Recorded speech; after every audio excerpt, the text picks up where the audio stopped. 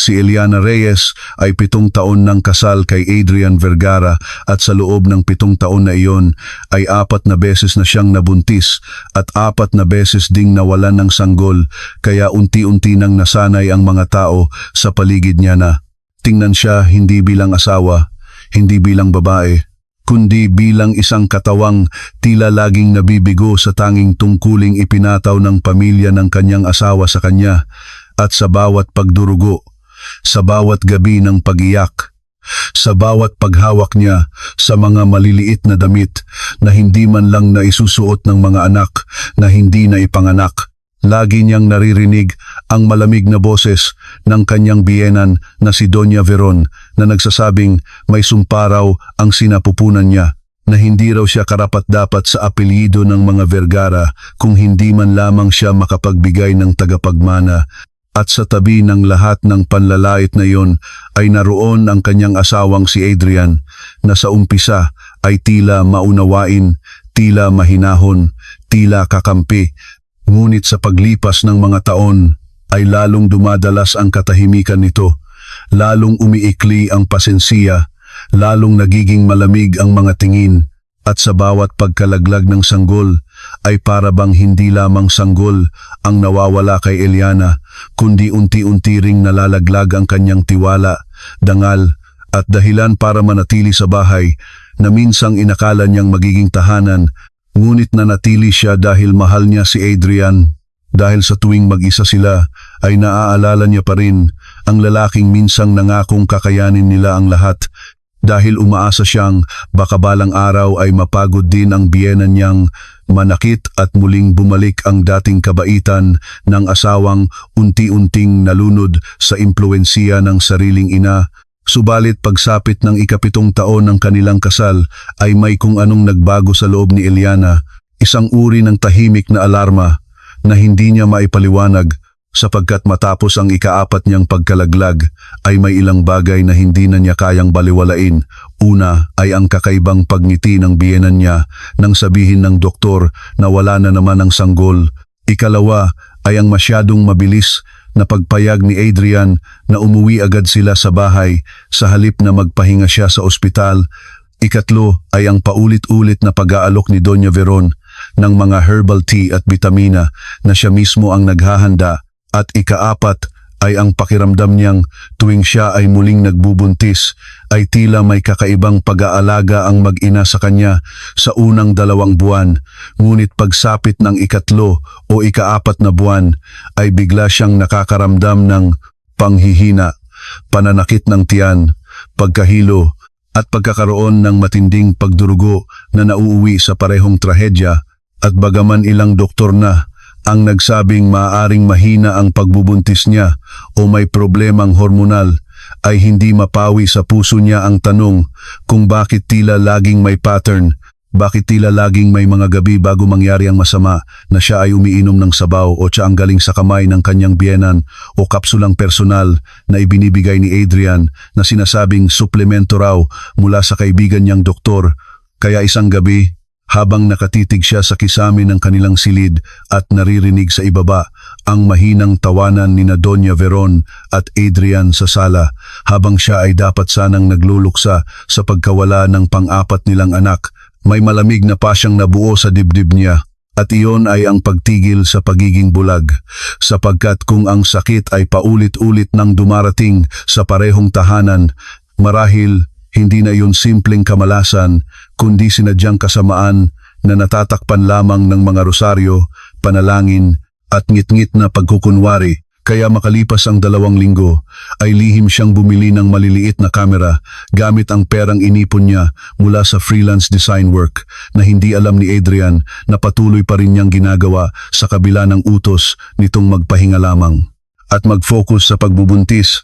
At dahil matalino si Eliana at matagal nang natutong mabuhay sa ilalim ng mapanuring tingin ng biyenan, ay maingat niyang inilagay ang unang kamera sa living room sa likod ng isang lumang porcelain clock, ang ikalawa sa kusina malapit sa spice rack, ang ikatlo sa kanilang kwarto na nakatago sa loob ng dekuryenteng diffuser at ang ikaapat sa mini pantry kung saan karaniwang iniiwan ni Doña Veron ang mga inumin at gamot na para raw sa kanya. At matapos niyang gawin iyon, ay wala pa rin siyang katiyakan kung ano nga ba talaga ang mahuhuli niya. Marahil ay simpleng pangiinsulto lamang, marahil ay pag-uusap tungkol sa pagkabaog niya, marahil ay wala talagang kakaiba at siya lamang ay ginagapang na ng trauma. Ngunit sa kaibuturan niya ay alam niyang may tinig na matagal na niyang pinapatahimik at sa pagkakataong ito ay pinili na niyang pakinggan iyon. Lumipas ang ilang araw na tila normal ang lahat. Si Doña Veron ay abala sa pagdarasal at pakikipagtsismisan sa mga amiga nitong Wari Santo sa umaga at Ahas sa gabi. Si Adrian naman ay papasok sa opisina ng kanilang family business na isang chain ng pharmacies at wellness stores na matagal nang ipinagmamalaki ng mga Vergara bilang simbolo ng dangal at serbisyo. Samantalang si Eliana ay nagkunwaring unti-unti nang tumatanggap sa kapalaran, hindi na sumasagot sa mga patutsada, hindi na nag-uusisa sa mga gamot at muling nagpanggap na masunuring asawa upang mas maging kampante ang mag-ina. At makalipas ang isang buwan ay muling nabuntis si Eliana, ngunit sa pagkakataong ito ay wala siyang sinabihan agad maliban sa doktor niyang si Dra. Maris na college friend niya at tanging taong lubos niyang pinagkakatiwalaan sa labas ng bahay. Pinakiusapan niya itong huwag magbigay ng anumang record sa family clinic ng mga Vergara at gumamit sila ng ibang laboratory at ibang pangalan sa ilang test upang masiguro na walang makaaalam. At nang makumpirmang maayos ang unang buwan ng pagbubuntis ay lalo siyang naging maingat. Ngunit hindi niya naitago ng matagal ang pagbubuntis dahil isang umaga ay nadatnan siya ni Doña Veron na nagsusuka sa banyo at sa halip na mag-alala ay kuminang ang mga mata nito sa paraang lalong nagpaginaw sa batok ni Eliana. Agad nitong tinawag si Adrian at ang lalaki naman ay ngumiti at niyakap siya, ngunit may kakaibang paninigas sa yakap na iyon. Hindi tulad ng tuwang minsang ipinakita nito noong unang taon ng kanilang pagsasama. At mula noon ay muli na namang nagsimula ang ritual ng matamis na pag-aalaga. Ipinagluluto siya ng sabaw, ipinaghahanda ng tsaa, pinapainom ng bitamina at paulit-ulit na sinasabihan na huwag siyang magtiwala sa mga doktor sa labas dahil mas alam daw ng pamilya nila ang pangangailangan ng katawan niya. Subalit ngayong may lihim siyang hawak ay hindi na iniinom ni Eliana ang anumang hindi niya kayang suriin. Palihim niya itong itinatapon, ibinibigay sa lababo o inilalagay sa maliliit na lalagyan upang maipadala kay Dra. Maris para matest. At habang ginagawa niya iyon ay lalo siyang nanlalamig sa bawat resultang natatanggap niya dahil dalawa sa mga ipinadalang supplements ay may mataas na content ng mga sangkap na hindi dapat ibigay sa buntis. Isa ay maaaring magdulot ng uterine contractions at ang isa na may halo ng substance na maaaring magpababa ng kapit ng pagbubuntis sa sinapupunan. Ngunit hindi pa rin sapat ang mga iyon upang direktang mapatunayan ang motibo at pagkakasangkot ng mag-ina, kaya patuloy siyang naghintay. At ang paghihintay niyang iyon ang nagbukas sa impyernong matagal nang ikinukubli ng kanilang tahanan.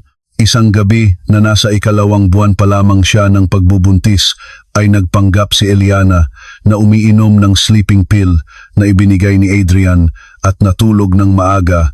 Ngunit sa totoo ay hindi niya nilunok ang tableta at sa halip ay nagtakip kumot lamang siya habang bahagyang nakadilat at nakikinig. Bandang 11:00 ng gabi ay narinig niyang bumukas ang pinto at mahihinang yabag ang pumasok. Inisip niyang si Adrian yon, ngunit nang sumilip siya sa maliit na siwang ng kumot ay nakita niyang magkasama ang asawa at ang biyenan. At sa mahina ngunit malinaw na boses ni Doña Veron ay sinabi nitong hindi raw pwedeng umabot pa sa 5 buwan ang pagbubuntis na iyon dahil kapag nagkataong lalaki ang bata ay lalo lamang lalakas ang kapit ni Eliana sa pamilya at magiging komplikado ang plano nila sa mana at sa bagong kasunduan. Sa mga De Silva, nanigas si Eliana Sa narinig dahil sa unang pagkakataon ay may lumabas na dahilan na higit pa sa simpleng pagkamuhi ng biyenan sa kanya at mas lumalim pa ang sugat nang sumagot si Adrian na maghihintay lamang daw sila ng tamang linggo gaya ng dati dahil mas madaling ipalabas na natural miscarriage kapag lampas na sa critical stage at kapag masyado raw maaga ay baka magduda na ang mga doktor. Pagkatapos ay tinanong pa nito ang ina kung sigurado raw ba itong walang makakatrace sa binibigay nilang gamot at sagot naman ni Doña Veron ay matagal na raw nila iyong ginagawa at ang doktor nilang kakampi ang gumagawa ng records para palabasing may problema talaga sa matres si Eliana. Sa sandaling iyon ay tila naglaho ang hangin sa baga ni Eliana dahil ang 4 na sanggol na iniyakan niya, ang 4 na munting buhay na gabi-gabi niyang ipinagdasal, ang 4 na pangalang lihim niyang pinili kahit hindi na ipanganak, ay hindi pala simpleng kapalpakan ng katawan niya, kundi mga batang sistematikong pinaslang ng 2 taong dapat sana'y pinakamalapit sa kanya. Ang asawang humahalik sa noo niya bago siya matulog at ang inang ngumingiti habang inaabot sa kanya ang mainit na tsaa. Gusto niyang tumalon, sumigaw sa kalinang mga ito, ngunit pinigilan niya ang sarili dahil alam niyang mas malakas ang katotohanan kapag buo at hindi padalos-dalos. At nang umalis ang 2 ay tahimik siyang umiyak sa ilalim ng kumot na walang tunog. Nanginginig ang mga balikat, namamanhid ang mga kamay, at sa kauna-unahang pagkakataon sa buhay niya ay hindi na siya umiyak dahil sa sakit lamang, kundi dahil sa malinis na uri ng puot na hindi nagsisindi ng apoy kundi nagyeyelo ng buong kaluluwa. Kinabukasan ay agad niyang kinuha ang mga memory card ng kamera at dinala kay Dra, Maris at sa isang abogado nitong pinsan na si Attorney Celso, at doon nila pinanood ang ilang mga recording mula sa nakaraang mga linggo at habang tumatagal ay lalong lumilinaw ang kababuyan ng katotohanan. May mga video ng biyenan niyang naghahalo ng kung anong pulbos sa tsaa. May video ni Adrian na palihim na nagpapalit ng iniinom na bitamina niya. May audio ng pag-uusap nilang nagsasabing dapat daw magmukhang mahina ang pagbubuntis dahil hindi raw nila kayang bigyan ng legal na tagapagmana si Eliana hanggat hindi pa tuluyang natatransfer sa pangalan ni Adrian ang ilan sa minanang stocks ng ama nito. At may mas masahol pa, isang eksena sa sala kung saan malinaw na sinabi ni Doña Veron na kapag tuluyan nang nasira ang matris ni Eliana ay madali na lamang itong isang tabi at palalabasing baog upang mapalitan ng mas angkop na asawa mula sa pamilyang De Silva na handang magpasok ng malaking kapital sa negosyo kapalit ng kasal ng kanilang anak na babae kay Adrian. Sa mga sandaling iyon ay hindi lamang krimen ang nabunyag kundi ang buong disenyo ng kanyang kasal at doon naunawaan ni Eliana na marahil mula pa noong una ay hindi talaga siya minahal ni Adrian sa paraang pinaniwalaan niya, kundi naging kapaki-pakinabang lamang siya bilang magandang asawa, tahimik na manugang at pansamantalang maskara ng disenteng buhay habang hindi pa formal ang mas malaking planong negosyo ng pamilya. Ngunit sa kabila ng lahat ng pasakit ay may isang bagay na hindi inaasahan ng mag-ina at iyon ay ang matinding tibay ng babaeng ilang taon nilang minamaliit. Sapagkat matapos siyang malugmok sa unang araw ng pagkakatuklas ay bumangon si Eliana na mas malinaw ang isip kaysa kailanman at imbes na agad kumprontahin ang mga ito ay sinunod niya ang plano ng abogado.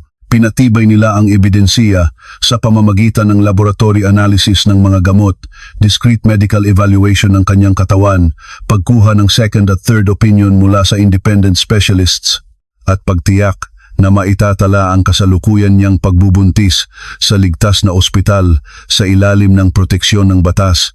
Pati ang 4 na nakaraang records niya ay siniyasat at doon natuklasang may ilang laboratory entries at prescription logs na peke ang pirma at may mga dates na hindi tugma. Lalo pang lumitaw na ang isa sa mga doktor na nag-asikaso sa kanya noon ay consultant pala ng family business ng mga Vergara at dating kaibigan ni Doña Veron. Kaya habang palihim na umuusad ang legal na paghahanda, ay nagpatuloy si Eliana sa pag-arte sa loob ng bahay na tila wala siyang nalalaman. Ngumiti siya. Kapag pinagsabihan, sumunod siya. Kapag pinapahiga, nagkunwaring umiinom ng gamot.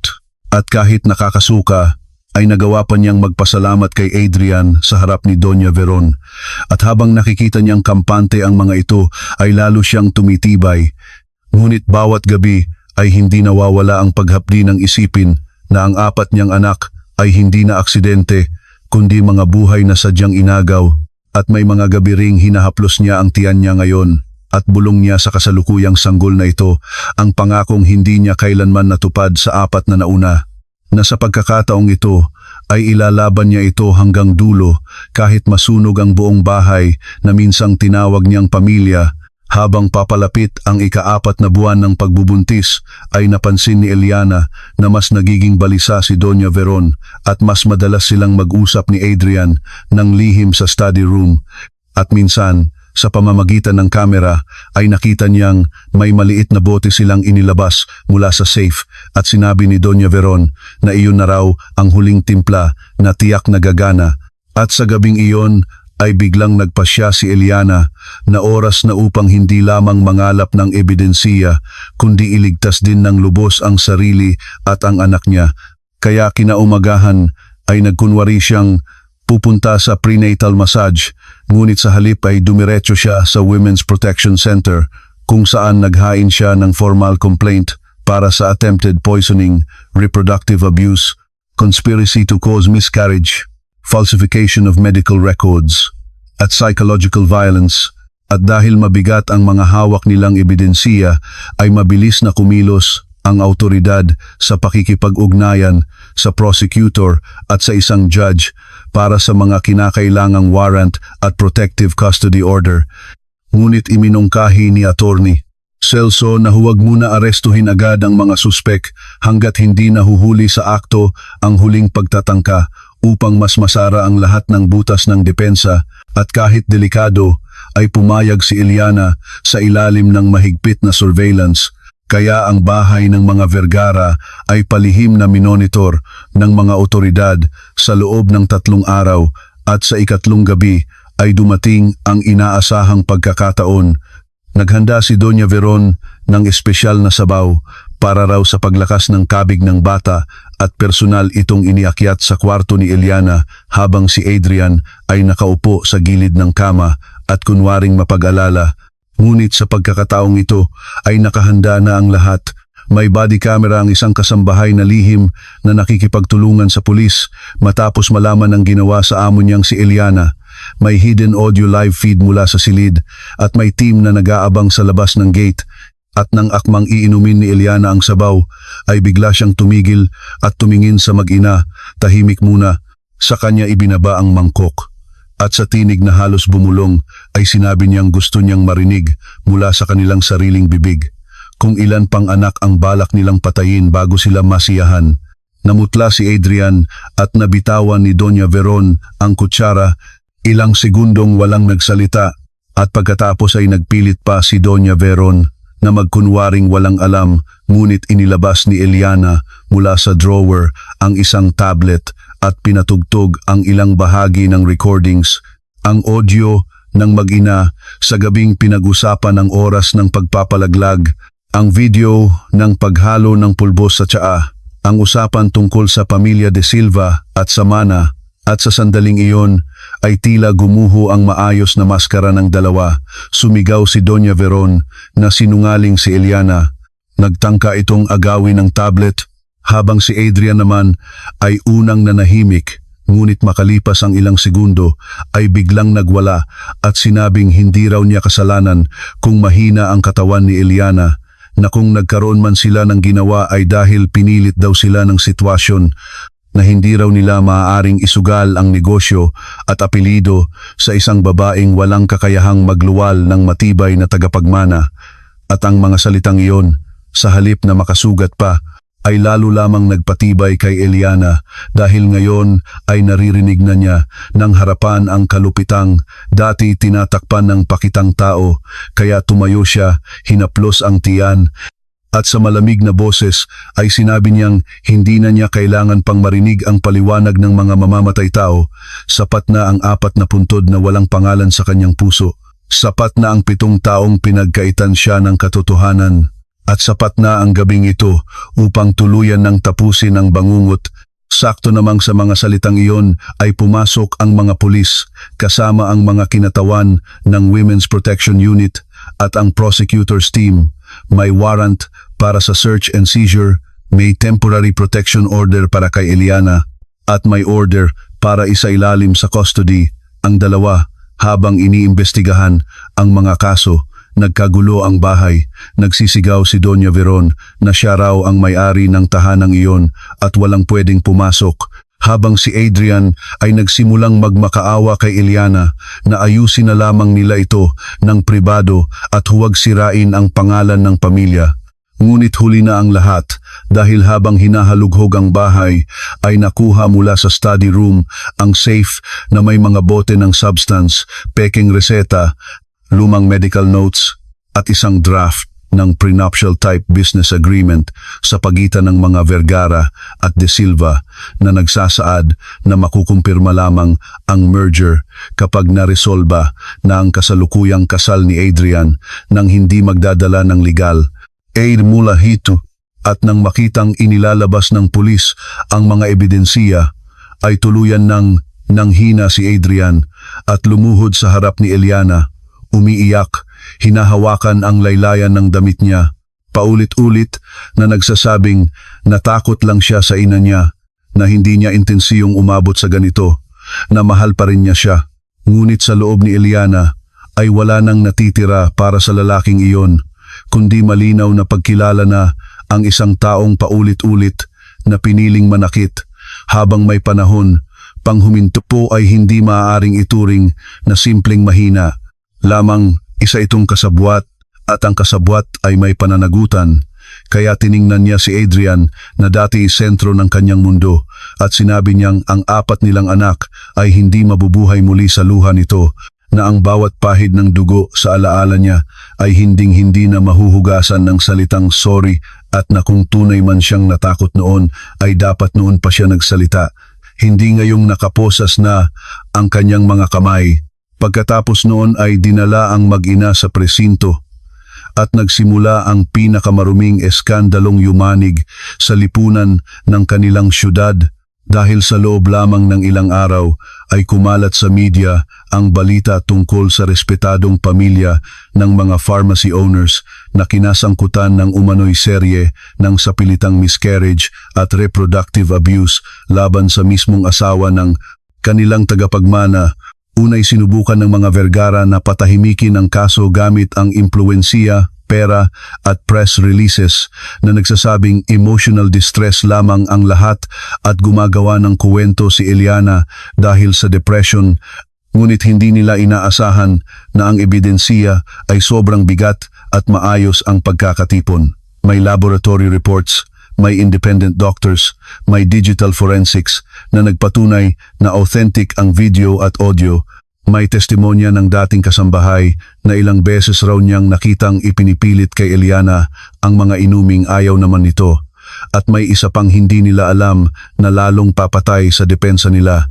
Isang dating empleyada sa family clinic ng mga Vergara ang lumantad matapos mapanood ang balita at ibinunyag nitong ilang beses siyang inutusang baguhin ang file ni Eliana at ipalabas na may uterine instability ito kahit hindi naman iyon.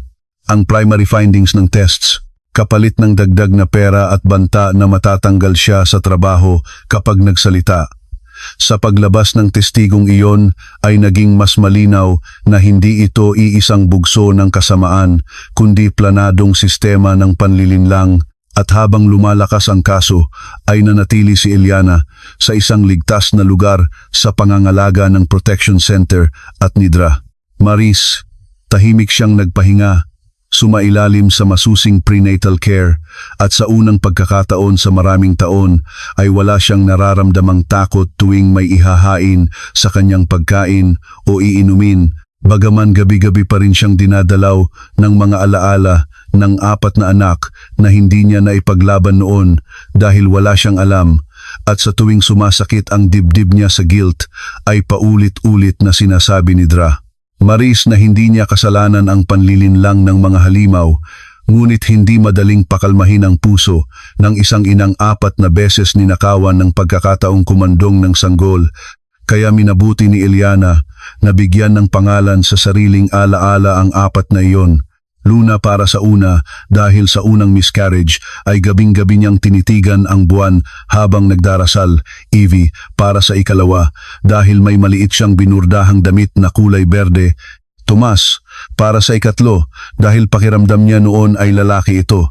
At Sol para sa ika-4 dahil iyon sana ang batang magdadala ng bagong liwanag sa bahay nilang noon pa man ay puno ng anino. At sa pagbibigay ng pangalan sa mga batang iyon ay para bang kahit paano ay naibalik niya sa kanila ang pagkakakilanlang pinagkaitan ng mga taong pumatay sa kanila bago pa man sila maisilang.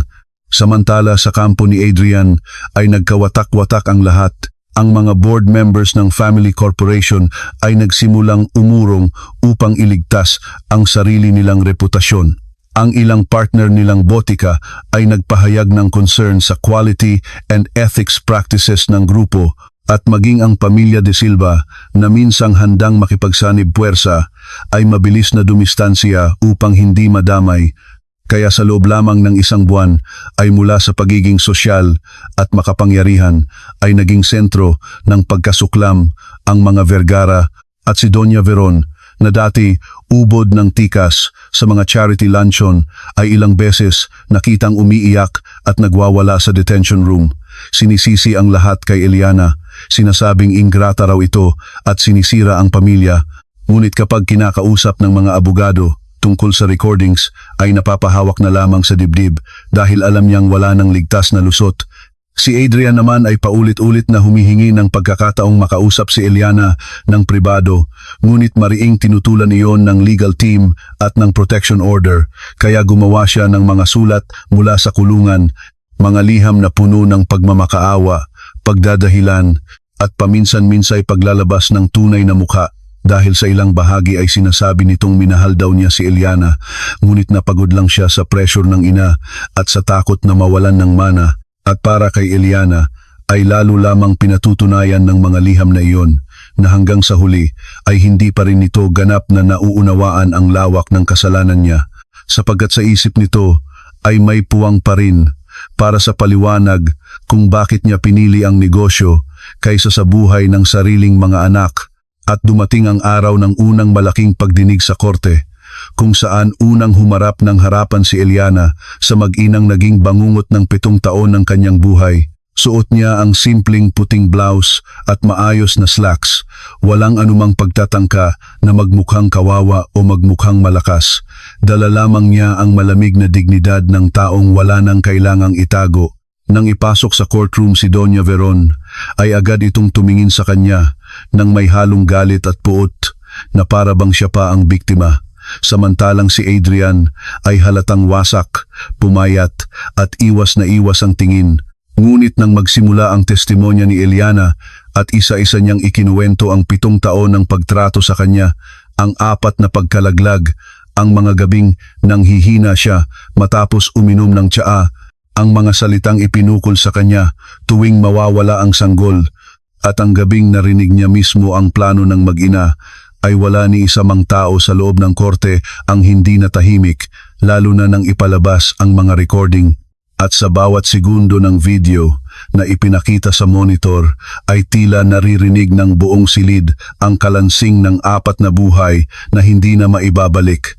Nang tanungin ng prosecutor si Eliana kung bakit hindi siya agad nagsalita noon pa man, ay sagot niya na hindi raw madaling pagdudahan ang sarili mong asawa at biyenan kapag buong mundo ang paulit-ulit na nagsasabing ikaw ang may diferensya, at na ang pinakamatinding anyo ng abuso ay hindi lamang iyong pumapatay sa katawan, kundi iyong pinaniniwala kang ikaw mismo ang dahilan ng sarili mong pagkawasak.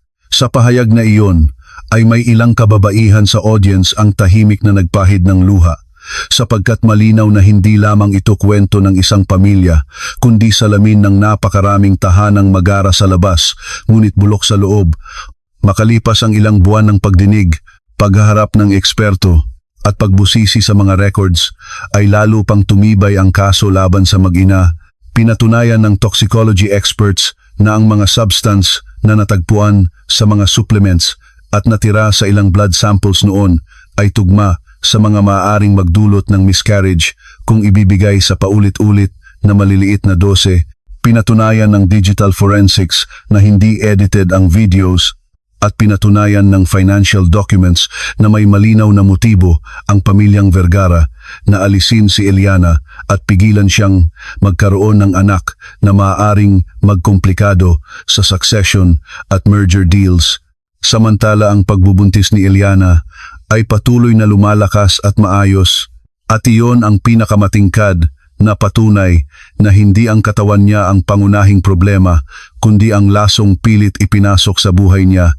At nang sumapit ang ika-7 buwan, ay pinayagan siya ng korte na magsalita muli tungkol sa epekto ng lahat sa kanyang kasalukuyang pagbubuntis. Sinabi niyang bawat galaw ng sanggol sa loob niya ay may kasamang takot na baka bigla na namang maagaw, ngunit sa bawat check-up na maayos ay unti-unti niyang natututuhan na may buhay palang dumarating, hindi upang palitan ang nawala, kundi upang turuan siyang posible pa ring may mailigtas pagkatapos ng napakaraming nasira. Ang mga salitang iyon ay umabot sa media at naging simbolo ng maraming kababaihang biktima ng tahimik na pang-aabuso sa reproductive health. At habang lumalalim ang pampublikong galit, ay lalo namang nawawasak ang huling natitirang imahe ng mga Vergara. Nag-resign ang ilan sa board, nag-freeze ng accounts ang ilang regulators habang iniimbestigahan ang business practices, at ang mansyon na dati sentro ng ingranding handaan ay naging bahay ng hiya at katahimikang walang gustong bumisita. Dumating din ang araw na nagsimulang makipag-areglo ang kampo ni Adrian. Nag-alok sila ng napakalaking pera, transfer ng properties, at public apology kapalit ng pagbabawas ng kaso. Ngunit tumanggi si Eliana dahil malinaw sa kanya na hindi na pera ang usapan, hindi rin prestihiyo, kundi hustisya. Para sa 4 na batang walang boses at para sa mismong pagkatao niyang 7 taon nilang pinagbuhatan ng kamay, hindi man sa pisikal na suntok, kundi sa mabagal at planadong pagpatay sa mga sanggol sa loob niya. At dahil sa pagtanggi niyang iyon, ay lalong nagalit si Doña Veron. Sumigaw pa ito sa isa sa mga hearing na sinira raw ni Eliana ang lahat, at kung hindi raw siya nagpilit magbuntis, nang magbuntis ay hindi sana nangyari iyon. Ngunit ang linyang iyon ang lalo pang nagpadiin sa kanya dahil kitang-kita ng hukom at ng lahat ang kawalan nito ng pagsisisi. Samantalang si Adrian naman ay tuluyan ng bumagsak nang humarap sa witness stand at sa gitna ng cross-examination ay umamin na alam niyang may ibinibigay ang ina niyang pampahina sa pagbubuntis ni Eliana. Bagaman pilit pa rin itong idinadahilang hindi niya raw akalaing ganito kalala ang epekto. Ngunit sa sandaling iyon ay sapat na ang admission para magkabuhol-buhol ang depensa niya, at matapos ang halos 1 taon ng laban ay dumating ang araw ng hatol. Bago pa man iyon ay naipanganak ni Eliana sa pamamagitan ng maingat na pangangalaga ang isang malusog na batang babae na pinangalanan niyang Mira, mula sa salitang nangangahulugang himala sa sarili niyang puso. At nang unang marinig niya ang iyak ng anak ay para bang pinilas ng liwanag ang 7 taon ng dilim. Umiyak siya, hindi lamang sa saya, kundi sa dalamhating sa wakas ay may isang batang naprotektahan siya. May isang buhay na hindi naagaw ng kamay ng mga halimaw. At habang karga niya si Mira sa ospital, ay bumulong siyang hindi niya hahayaang lumaki ito sa mundong pinamumunuan ng takot at kasinungalingan. Ilang linggo matapos manganak, ay dumalo siya sa promulgation ng kaso. At sa araw na iyon, ay binasa ng hukom ang mabigat na desisyon. Nagkasala si Doña Veron sa conspiracy to induce repeated miscarriages, reproductive coercion, attempted poisoning, falsification conspiracy, at psychological violence, at nagkasala rin si Adrian bilang pangunahing kasabwat sa parehong mga krimen, bukod pa sa civil damages at permanent disqualification sa pamamahala ng ilang negosyo habang nagpapatuloy ang regulatory proceedings. Nang marinig ang hatol ay napasigaw si Doña Veron na hindi ito maaari at bumaling kay Eliana na may matang puno ng lason. Ngunit si Eliana ay tahimik lamang, karga ang anak niyang si Mira sa labas ng courtroom. At sa wakas ay naramdaman niyang hindi kailangang sumigaw ang hustisya upang maging makapangyarihan. Sapat na ang tunog ng katotohanan kapag tuluyan na nitong tinatanggalan ng maskara ang kasamaan. Si Adrian naman ay napaupo at tuluyang napaiyak. Pilit muling humihingi ng tawad habang inilalayo ng mga guwardiya. Ngunit sa pagkakataong iyon ay hindi na tumingin pa si Eliana dahil ang luha ng lalaking ilang beses pinili ang karuwagan kaysa buhay ng sariling mga anak ay hindi na niya responsibilidad.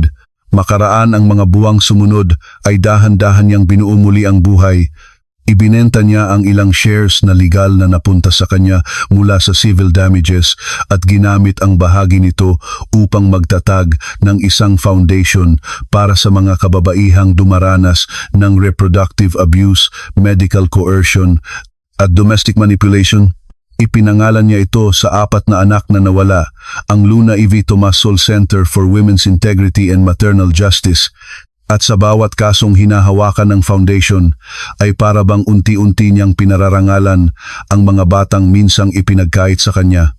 Nagsimula rin siyang magsalita sa mga forum, ospital at women's rights conferences tungkol sa tahimik na anyo ng pang-aabuso na madalas hindi nakikita dahil walang pasa sa balat ngunit may dugo sa sinapupunan.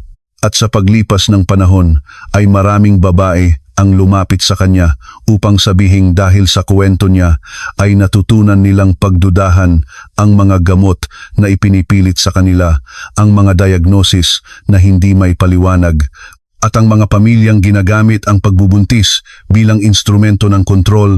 At sa bawat salaysay na iyon ay alam ni Eliana na ang sakit na pinagdaanan niya ay hindi na lamang pribadong trahedya kundi naging apoy na nagbibigay liwanag sa iba. Samantala si Doña Veron ay tumanda sa loob ng kulungan na unti-unting nilalamon ng sariling galit. At si Adrian ay ilang ulit nagtangkang mag-apela ngunit nanatiling mabigat ang kaso dahil sa dami ng ebidensiya at sariling pag-amin. Makalipas ang ilang taon ay sumulat itong muli kay Eliana. Mas maikli na lamang, wala nang maraming paliwanag. Nagsasabing araw-araw raw nitong naiisip ang 4 nilang anak at ang batang si Mira na hindi niya kailanman mabubuhat.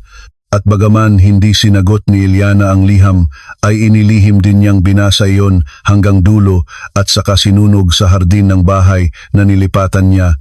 Hindi dahil sa galit, kundi dahil alam niyang may mga bagay na kailangang maging abo upang hindi na muling magmukhang buhay. Sa mga sumunod na taon ay lumaki si Mira na matalino, masayahin at puno ng liwanag, at sa tuwing tinitingnan siya ni Eliana ay nakikita niya hindi lamang ang kasalukuyang anak kundi ang paalala na kahit gaano kalalim ang pagtataksil at kahit gaano karumi ang kasamaan, may mga buhay pa ring umaabot sa dulo basta may isang taong handang lumaban. At isang gabi habang tulog si Mira at tahimik ang bahay ay kinuha ni Eliana ang isang kahon kung saan naroon ang 4 na maliliit na alaala para kina Luna, Evie, Tomas at Sol. May 4 na puting kandila, 4 na maliliit na sulat at 4 na pares ng medyas ng sanggol na minsan niyang inipon sa pag-asang gagamitin. Sinindihan niya ang mga kandila at sa unang pagkakataon matapos ang napakahabang panahon ay hindi siya umiyak sa pakiramdam ng pagkatalo kundi sa pakiramdam ng pagtatapos, sapagkat alam niyang hindi niya na mababawi ang 4 na anak, ngunit naipaglaban niya ang katotohanan tungkol sa kanila. Naipakulong niya ang mga taong pumatay sa kanila, nailigtas niya ang 5 sanggol, at higit sa lahat ay nailigtas niya ang sarili mula sa kasal at tahanang dahan-dahang pumapatay sa kanya habang pinaniniwala siyang mahal siya nito. At doon niya tuluyang naunawaan na ang pinakamasamang anyo ng krimen ay iyong isinusuot ang mukha ng pamilya, ang boses ng pag-aalala, at ang kamay ng pag-aaruga habang lihim kang nilalason. Ngunit kapag ang isang babae ay natutong magmasid, magtanong at magtiwala sa sariling kutob, maaaring magsimula ang pagbagsak ng buong imperyong itinayo sa kanyang pananahimik. Kaya sa bawat babaeng makakarinig ng kwento ni Eliana Reyes ay iisa lamang ang aral na umaalingaw-ngaw, na huwag maliitin ang tahimik na asawa, ang inaping manugang, ang babaeng inakalang sirang-sira na dahil sa sunod-sunod na pagkalaglag, sapagkat sa oras na mabuksan niya ang mga mata sa katotohanan at magpasya siyang lumaban, kaya niyang kaladkarin sa liwanag ang mga halimaw na nagkukubli sa loob ng sariling tahanan at pilitin silang magbayad hindi lamang ng pera o pangalan, kundi ng kalayaang inakala nilang kailanman ay hindi mawawala sa kanila. At iyon ang ginawa ni Eliana, ang babaeng 7 taon nilang pinaniwala ang mahina. 4 na beses nilang ninakawan ng anak, paulit-ulit nilang nilason ang katawan at isip, ngunit sa huli ay siya ring naging bangungot ng mga taong akalay kaya siyang ubusin dahil sa isang munting kamera, sa isang kutob na hindi niya nabinaliwala at sa lakas ng isang inang huliman, ngunit buong tapang na piniling sabihin sa mundo ang totoo. Gumuho ang pangalan, negosyo, dangal at kalayaan ni na Doña Veron at Adrian. At sa abo ng lahat ng iyon ay tumindig si Eliana ng tuwid ang likod, karga ang anak na nailigtas niya, tanga ng hustisyang ipinaglaban niya, at dala ang walang hanggang alaala ng 4 na munting buhay na sa wakas ay nagkaroon din ng boses sa pamamagitan ng kanyang tapang.